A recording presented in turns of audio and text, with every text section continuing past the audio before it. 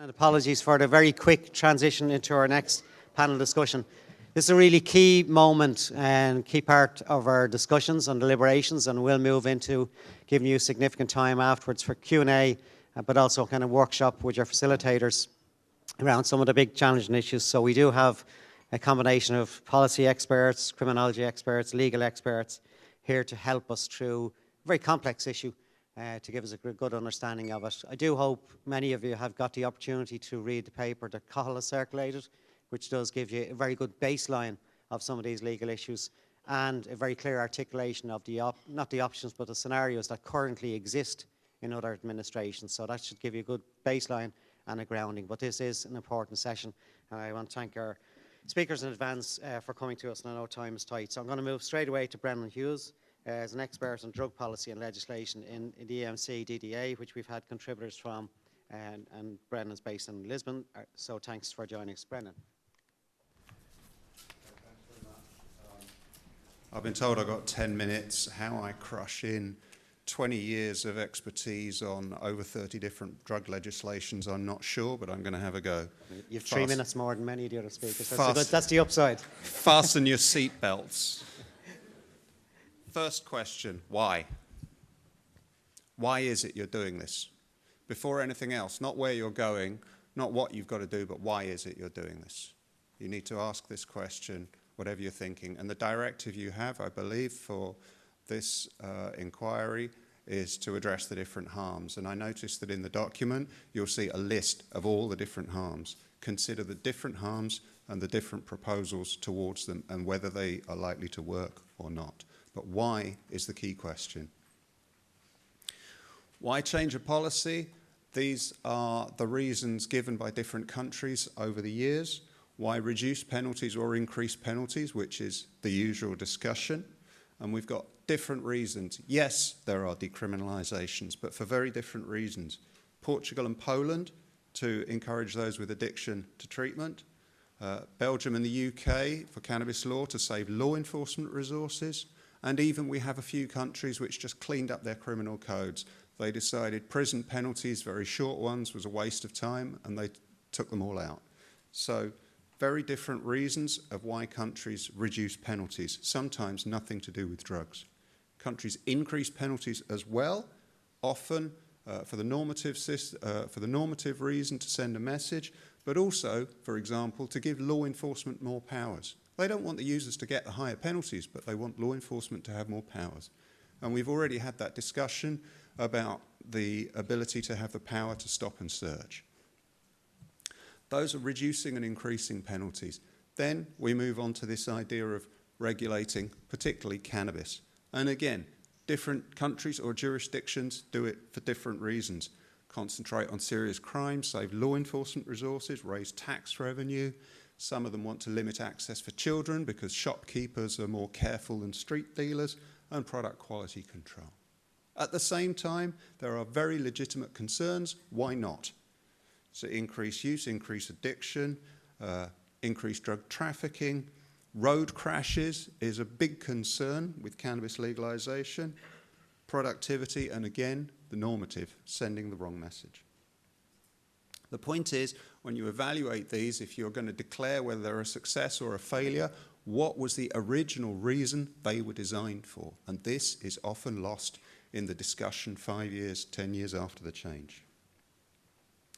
Legal terms applied for drug control. Again, you have these in your documents, and you saw the video that we produced, I think, in April, where you saw the short video. Decriminalisation, reducing the size, the significance of the penalty, usually the impact on the user or the court system. Depenalisation, removing the application of the penalty, just closing the case. Diversion, moving from punitive, which is the usual justice system, to rehabilitative response. And legalisation, which we've heard about. Some form of supply, not necessarily shops, that can include permission to grow your own plants and consume them in private, as it does now in Malta, Spain, and a few other countries. So you've seen the video, but I want you to notice that those first 3 terms are moving away from something in terms of English grammar, but it doesn't say what they're moving towards. And that will be, I think, one of your key tasks over this series of meetings. It's not moving away, it's where are you going to?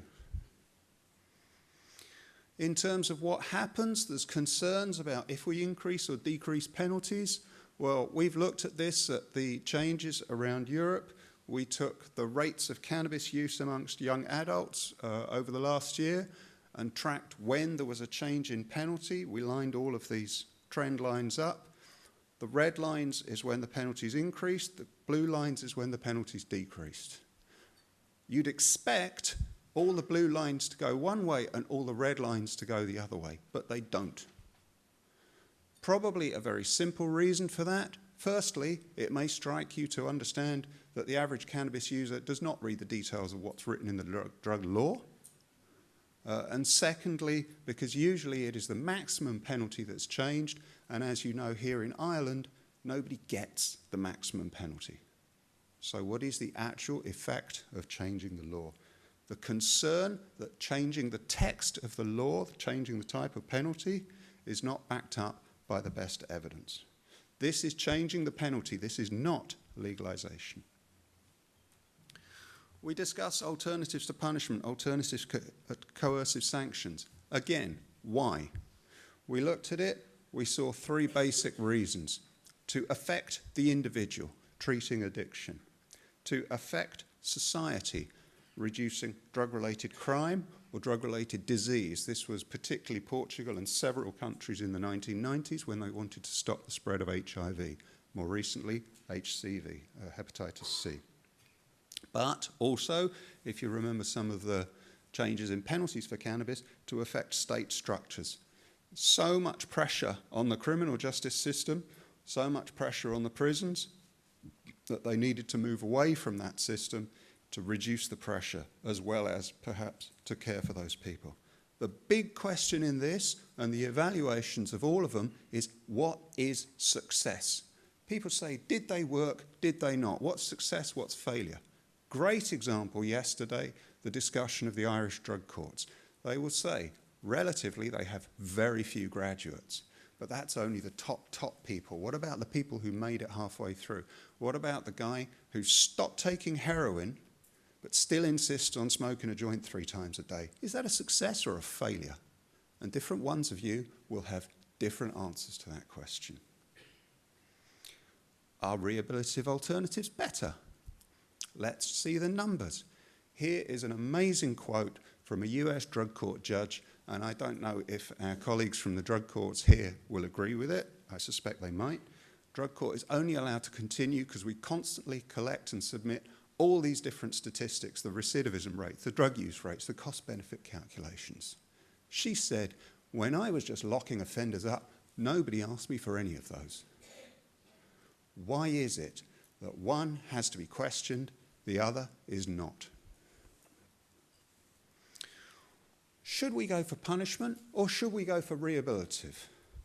Well, there's various types of punitive responses. You can have non-criminal for all drugs, some non-criminal, or even only criminal. There are variations around Europe. You can have no rehabilitative responses, some, or mainly rehabilitative responses. Look at the different numbers involved. I want to say you can have both. You don't have to have either or. And you will see this in the Portuguese and many other systems, and in fact, frankly, you already have it in the Irish system. It's just that perhaps the numbers are not where they should be. Just 2 minutes, Brendan, just advise you. Thank you. The key question is who coordinates them? And people are saying, why is the Portuguese different? It's not different because of the decriminalisation. It's different because their system is coordinated by the Ministry of Health. It is not coordinated, like all the others in Europe and probably abroad, by a Ministry of Justice or Interior. The entire ethos is different. Differences between drug laws, how you can vary them. We have this database where you can search how much does the penalty vary by the drug, by the quantity, by the level of addiction, by the recidivism, all different ways of varying. So an example about the Portuguese, because they produce the best statistics, other people just don't gather statistics, are these. So the top line is how many times the penalty just gets suspended. Just 1 minute, Brendan. Which we call depenalisation. The red line is how many people get sent for treatment, which you call diversion. The grey line is how many people get a fine, penalties, which you call decriminalisation, because it's still a penalty. Look at the proportions between them. And so my question is the legal system flexible enough to respond to so many variations of situations and still produce a just result? Thank you very much. Thank you, Brendan.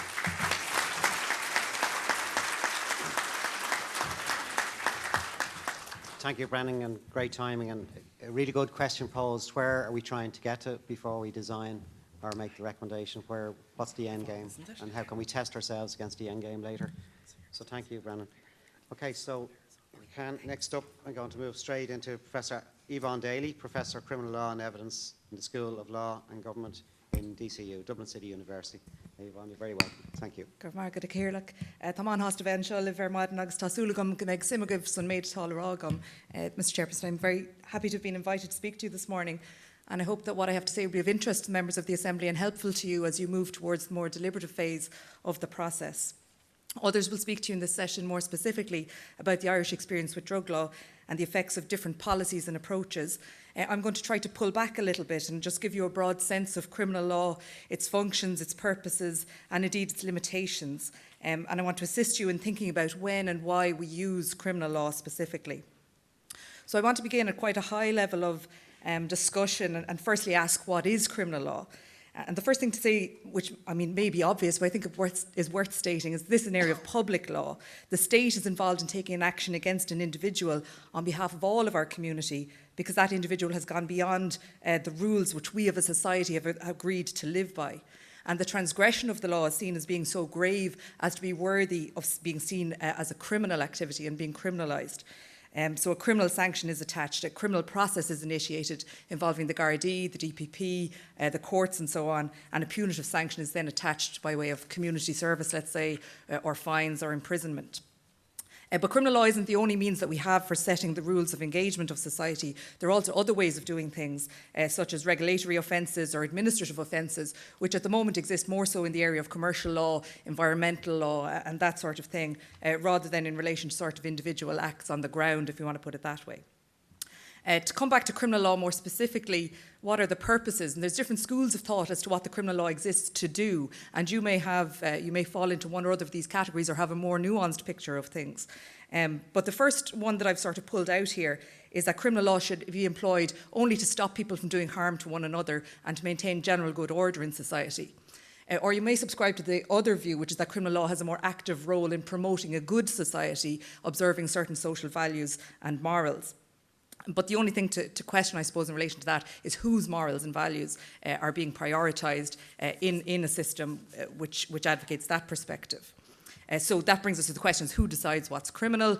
And straightforwardly, it's us through our elected members of the Oireachtas, for example, who decides what's criminal in a given time or place.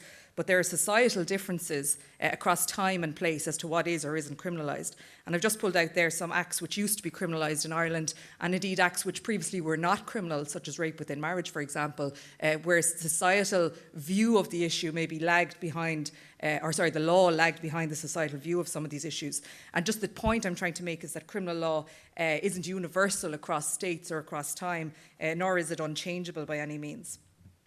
And in planning to speak to you today and discussing a little about the use of criminal law to tackle societal concerns, I thought it might be useful to conduct a sort of thought experiment about criminalising something which currently isn't criminalised. So you could think about alcohol, for example, or vaping, or maybe smartphones. And just as someone who's a little bit addicted to her smartphone, I thought I'd use that as the thought experiment. So let's imagine that the government of the day decides that smartphones are a danger to the citizens of Ireland. Some people can use them without difficulty and they're very beneficial in certain circumstances, but others struggle to regulate their use of smartphones. They're reliant on the dopamine hit they get from likes on their social media postings. They're staying up all night trolling other people. The victims of nasty trolling online are suffering. Young people in particular find it very hard to self-regulate their use of smartphones, and so on.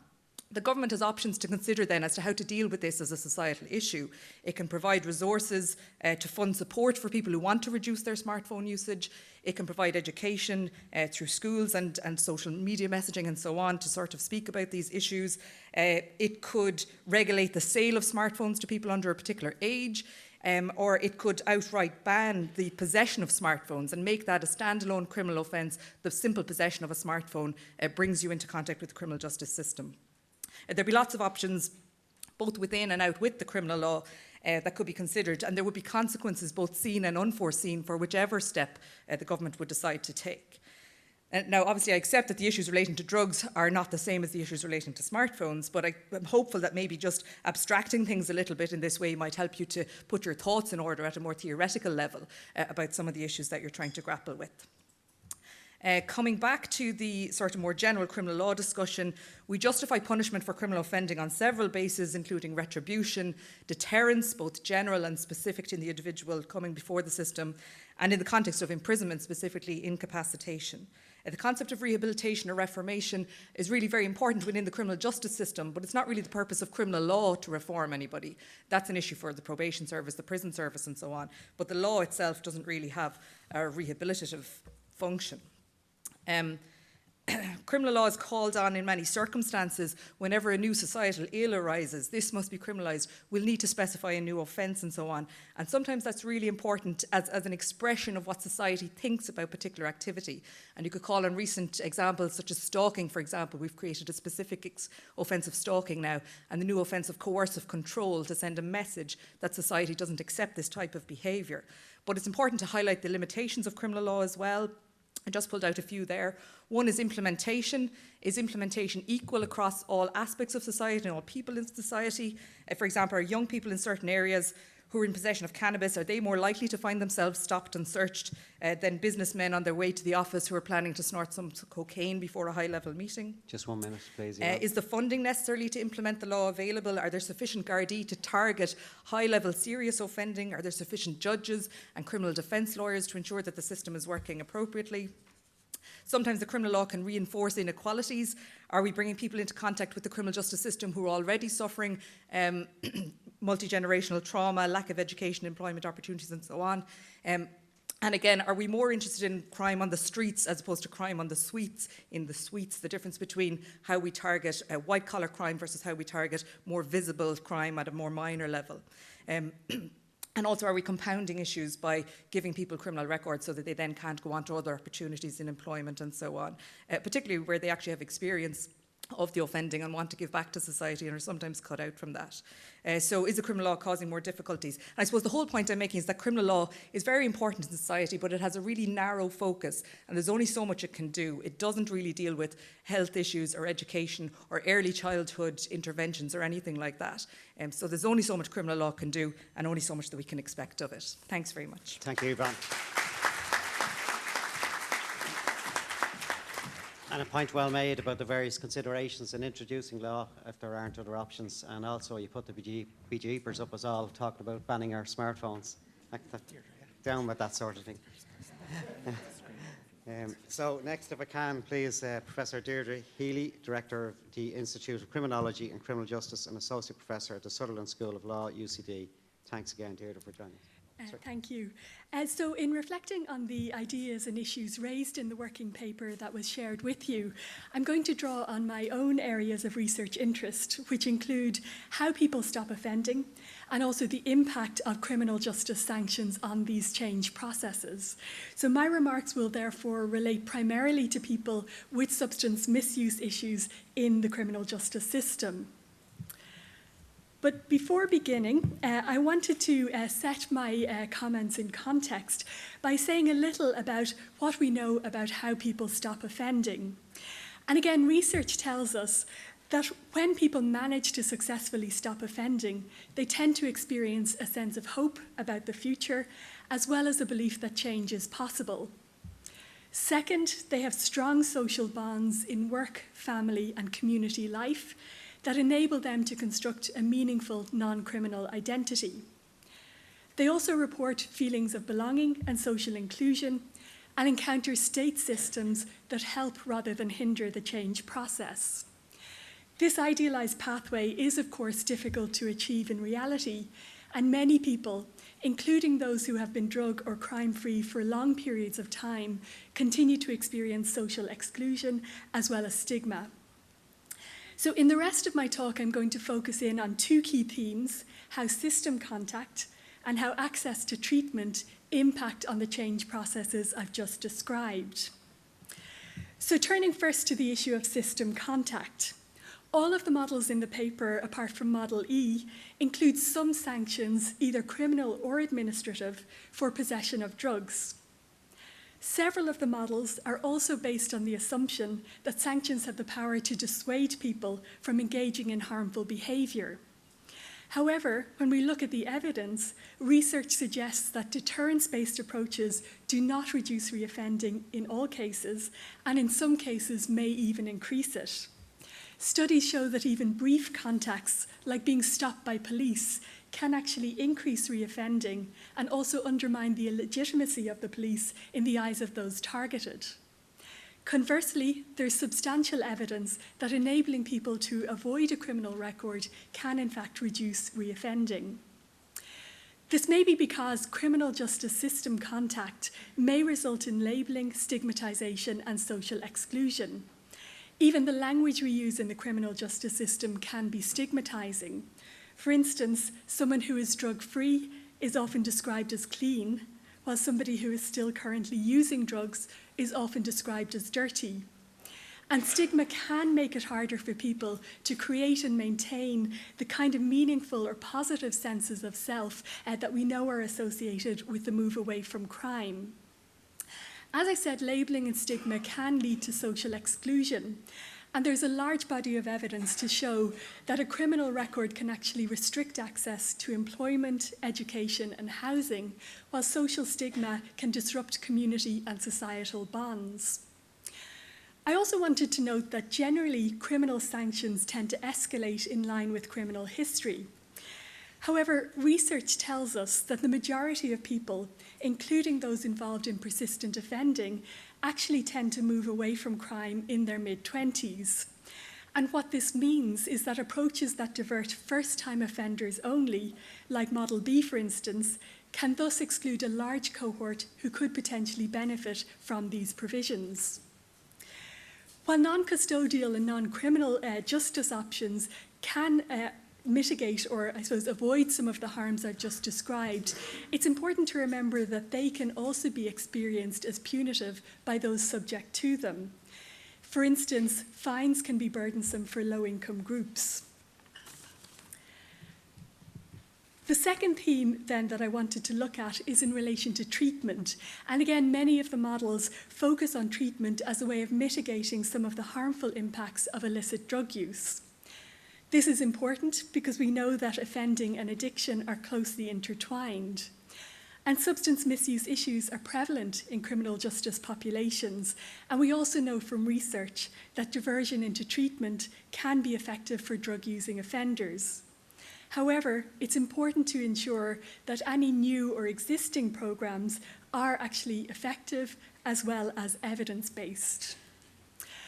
I did want to raise a few concerns around the intervention with low-need groups and recreational users, because evidence suggests that overly intensive approaches can actually increase criminality among these groups. So that might be something to consider in your recommendations. And my final point is that I wanted to note as well that treatment participation is a condition of health-led diversion under some of the proposed models in the document. And it's important to think about the consequences that could ensue if people don't comply with these conditions. And this is because non-compliance can actually lead to harsher criminal justice sanctions. Where treatment participation is a condition of probation orders, for instance, non-compliance with treatment can have legal consequences for the person, even if no new offence has been committed. So again, the relationship between sanctions and rehabilitation thus needs careful consideration, and the Assembly may need to consider ways to decouple treatment and punishment to avoid further criminalisation and harm. Just 1 minute, Yvonne, please. I'm just finished now, so I just wanted to close by thanking the Secretariat for producing such a comprehensive and thought-provoking document, and I look forward to the rest of this discussion this morning. Thank you.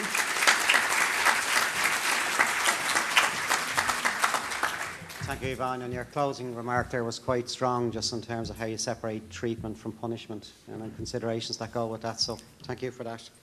Okay, going to move now next to Professor Tom O'Malley, a barrister, senior counsel, may be familiar to many of you for some public commentary in this area, and until recently, Associate Professor of Law in Galway University. Tom, you're very welcome to us, and you have 7 minutes, please. Thank you very much. Delighted to be here. In light of the short time available, I'm just going to concentrate on the sentencing of drug offences and related offences. So what I have to say may be somewhat more legalistic than more sociological. So I'll just start with 2 preliminary points. And the first is that there's always a distinction to be drawn between sentencing and punishment. The sentence is the penalty that's imposed by a court following a criminal conviction. And in the case of drugs, that conviction will almost certainly have resulted from a guilty plea rather than a trial. After all, when a person is caught with, whether it's drugs, firearms or whatever, well then the chances of being able to defend oneself in a contested trial will be rather slim. But the punishment that a person endures for an offence may well extend beyond the judicially imposed penalty.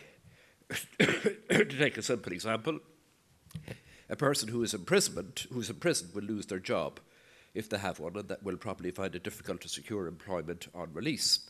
This can cause hardship not only to the offender but to their dependents as well. The same obviously applies to serious drug offenders. However, it's also relevant where a person is convicted of a minor drug offence, such as possession of cannabis for personal use. The judicially imposed penalty may be very light. It'll probably be a small fine. But what we call the collateral consequences of conviction can be far more punitive and long-lasting. For example, a conviction for any drug offence may have serious consequences in terms, for example, of securing certain kinds of employment or gaining admission to certain countries. And that can very often be the real punishment as opposed to the judicially imposed penalty. The second preliminary point I want to make is that a distinction must be drawn between drug crime and drug-related crime. A great deal of acquisitive crime, such as theft, robbery and burglary, is attributable to drug addiction. I cannot say exactly how much, but experience shows that a great deal of it is. Many robberies and burglaries are drug-related, and the impact on victims can be very serious indeed, with long-lasting effects. If I had time, I could refer to particular cases where quite horrific injuries were inflicted on victims, sometimes very vulnerable victims, as a result of the commission of this kind of crime. Even more serious, of course, is the harm resulting from gang-related warfare, again drug-related, which has resulted in many fatalities over the years. So turning then to drug offences themselves, there are many, but I suppose I could concentrate on 2, or at least 2 categories. The first is what we call Section 3 drug offences, that is possession of drugs for personal use only, possession of small quantities for personal use only. And then you have, and that's what I'll come back to because I want to concentrate on. And then you have the more serious offences of having drugs for sale or supply. These are governed, all of these I should say, are governed by the Misuse of Drugs Act of 1977, which has been amended many times since it was first enacted.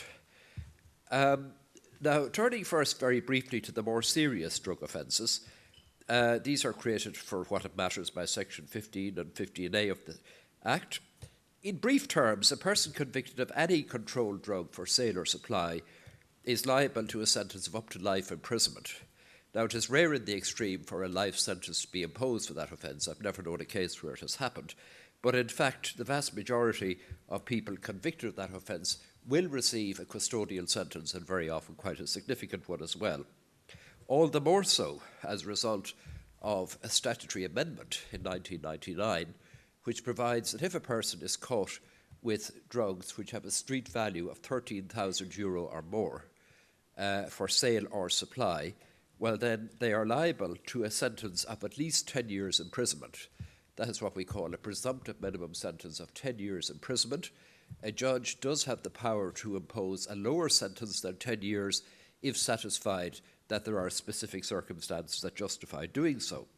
But the bottom line is, of course, that the vast majority of people caught with drugs for sale or supply do get prison sentences, and very often significant prison sentences.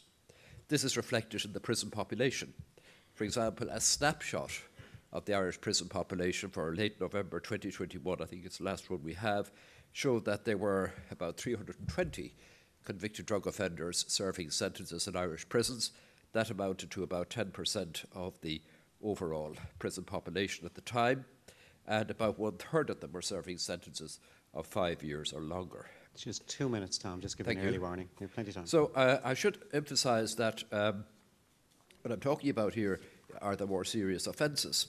As regards the possession of drugs for personal use, there is a distinction for sentencing purposes between cannabis and other drugs.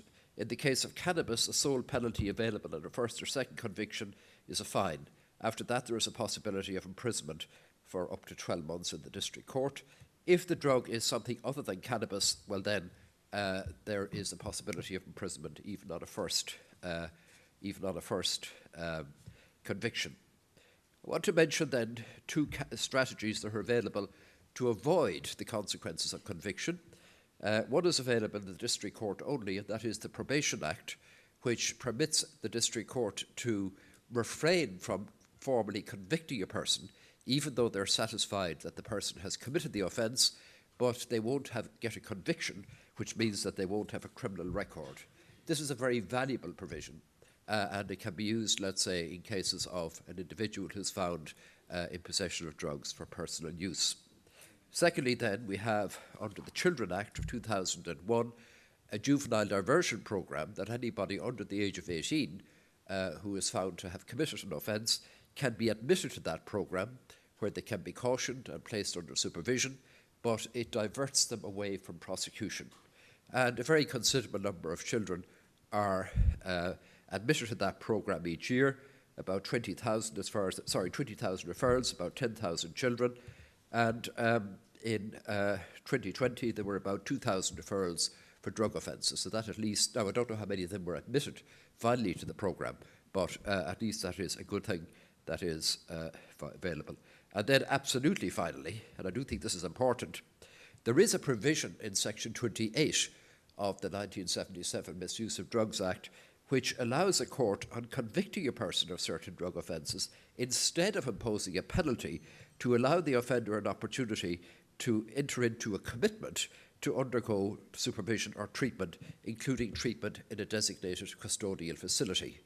Now, that is seldom used, largely, I think, because such a facility doesn't exist. But that's something that is worth talking about. So thank you for listening, and sorry for going over time.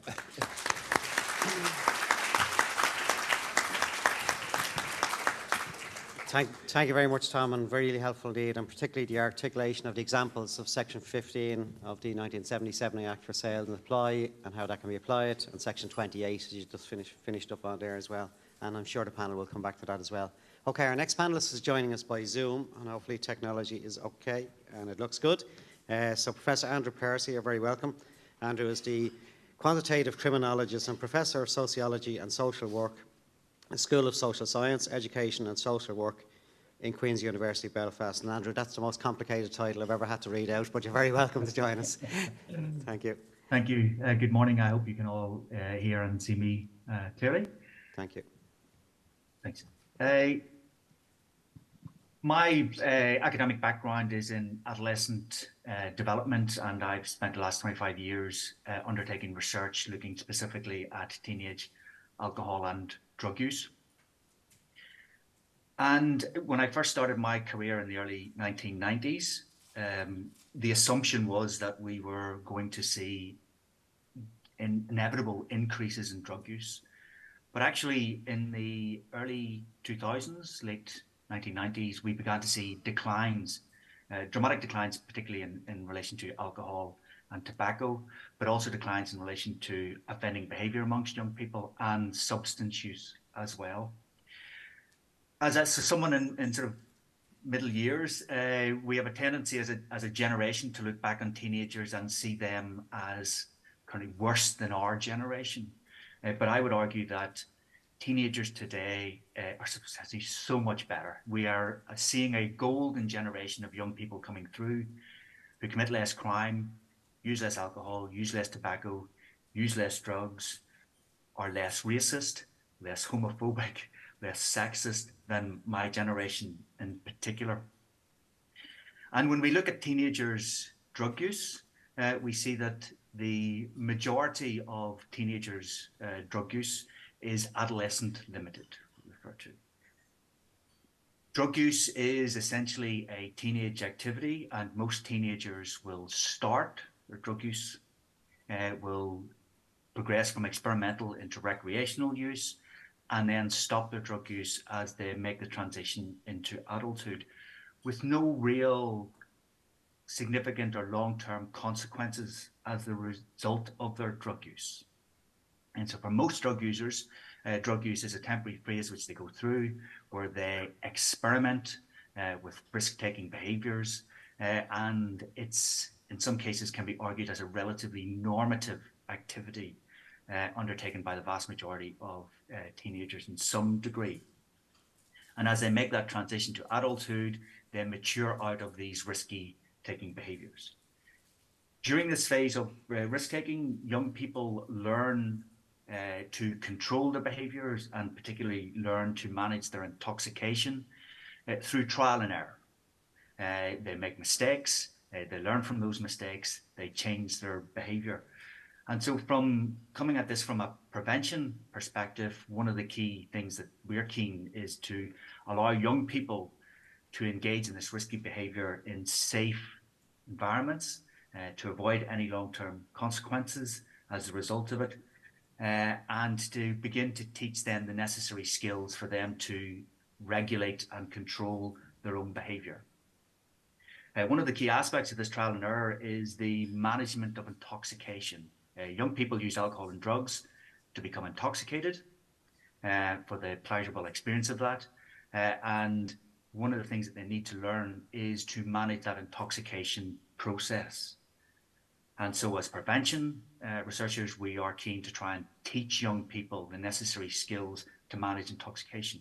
And for most young people, the biggest risk they face, or one of the key risks they face, is getting into difficulties as a result of acute intoxication, where we see that they increase their vulnerability, both in terms of being a victim of violence, and in particularly sexual violence, as a result of being overly intoxicated as a result of alcohol or drug use.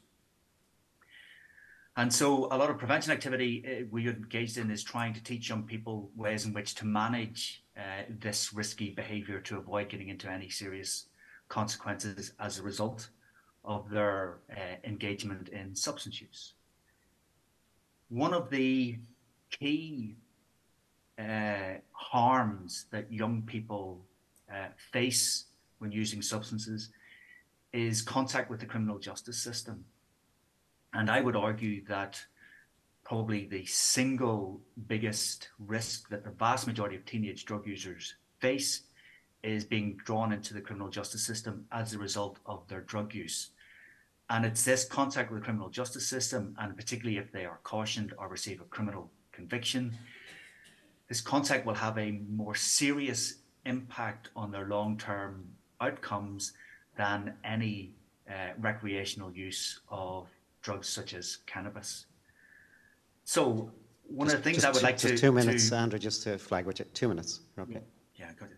So one of the things I would like to mention to you as you're discussing and debating policy and legislative changes and options in front of you is to think very carefully about unintended consequences of the decisions that you're making, and in particular thinking about policy options that may increase the likelihood of young people becoming in contact with the criminal justice system, because this is probably likely to have more detrimental impacts on their long-term outcomes than most of their drug use.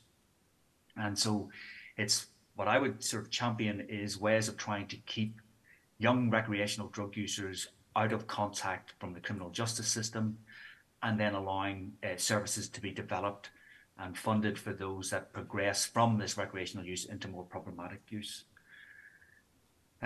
So that's really all, just to sort of think about ways in which you can avoid unintended consequences of policy changes that you're considering. Thank you very much indeed.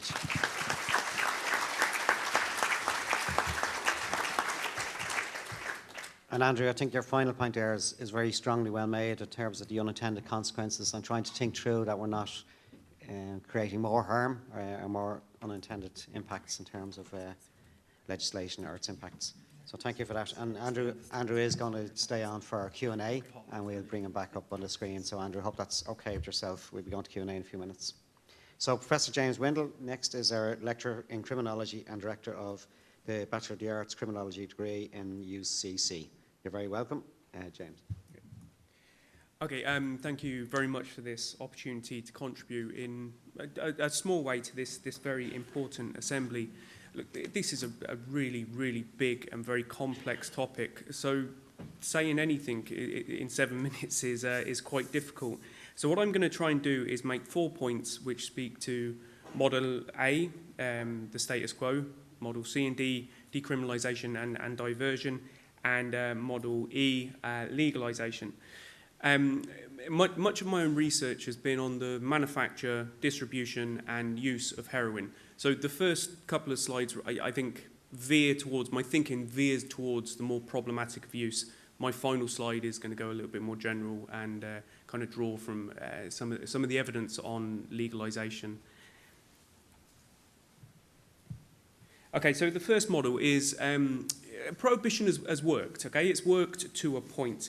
Drug law enforcement and prevention have have contained drug use at a relatively low level, okay?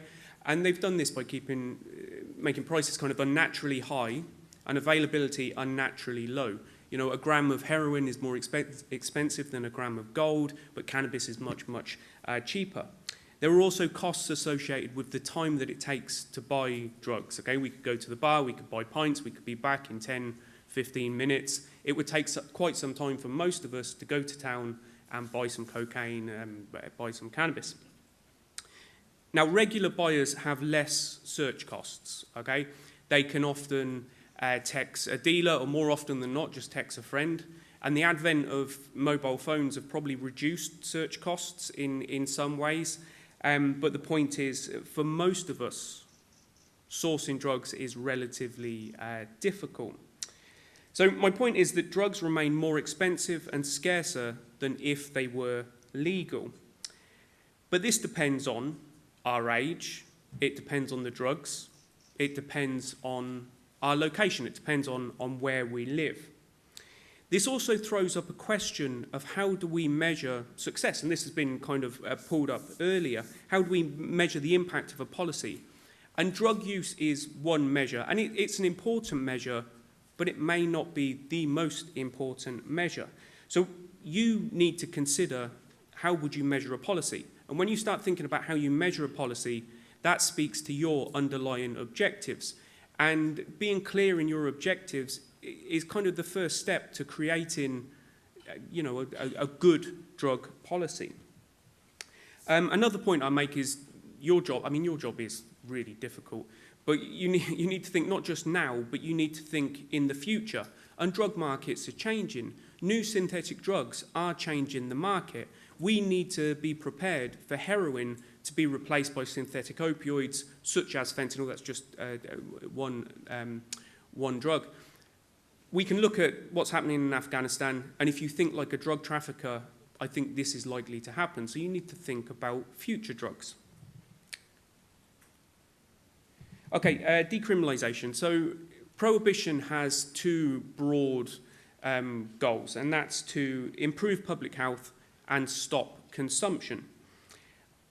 I'm not convinced that criminalising simple possession does this, and it may well be counterproductive. It certainly has unintended consequences. You've heard about this here. You've heard about it in other weeks. So there's evidence that the severity of a punishment has little impact on behaviour, especially for a young person who, or even an older person, where drug use is valued by their friends, is valued within their social network.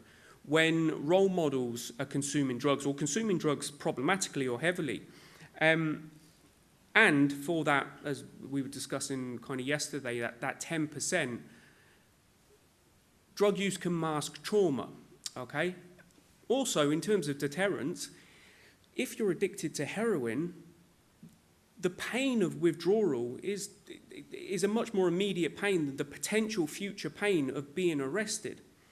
So it's difficult to measure decriminalisation. It's difficult to measure the impact of decriminalisation on drug use, but countries which have decriminalised and have diverted haven't reported large booms in drug consumption, and many studies have shown a reduction in harmful drug use. Decriminalisation can theoretically reduce the risk of overdose and drug-related deaths. And people can be diverted to services if they need to be diverted to services. Not everyone does.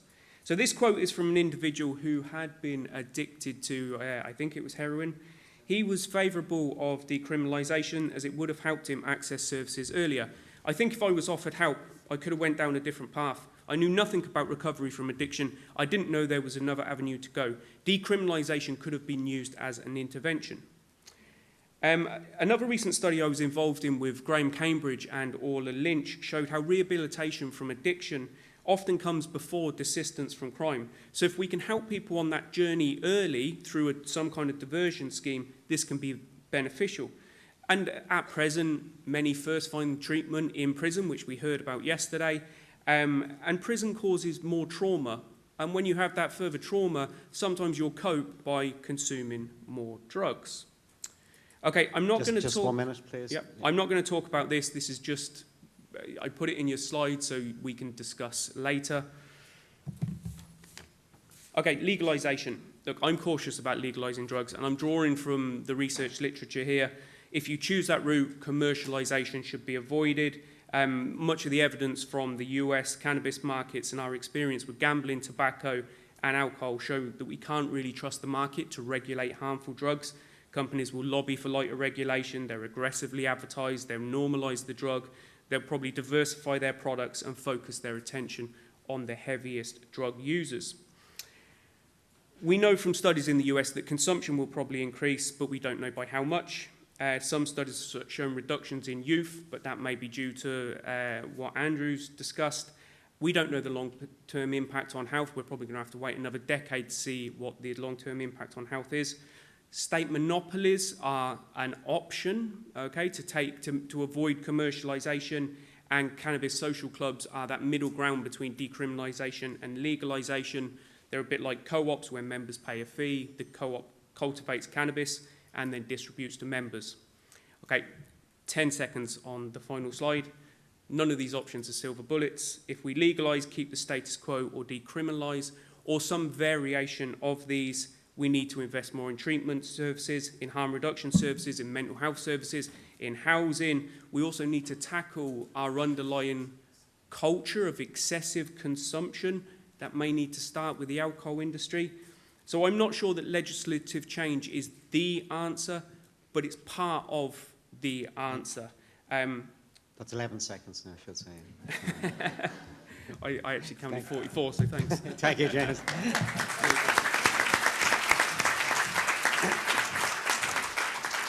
Thank you, James. And James, I think the way you've structured your presentation will be very helpful to the members in looking through the models and the options that are in the scenarios that are in the paper. So thanks for that. We'll make sure that everybody has a copy of your presentation as they work through the workshop. I am just conscious at looking at the agenda. First of all, you're well due a tea break, but we haven't built in the kind of 10 minutes that we allow for deliberation on things. So can I ask you maybe to work with us, grab a cup of tea, cup of coffee, go back to your tables, try to get a few minutes together, and we'll kick straight in at 11 o'clock. Thank you.